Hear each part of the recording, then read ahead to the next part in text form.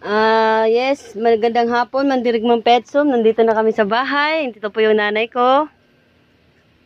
Say hi.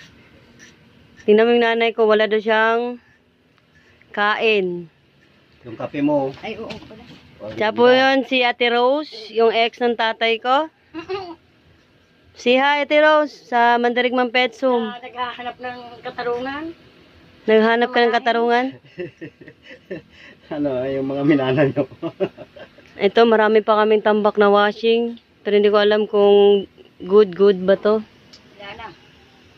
Kawawa nanay ko, nagkakape na lang. Panawagan po sa mga anak niya. Sana mahalin yung nanay ninyo. Ito, may pumapasok na marites. Papasukin mo, Ate Rose. Ate Rose, naligo ka na ba? Wala naman ang bumakalig sa akin.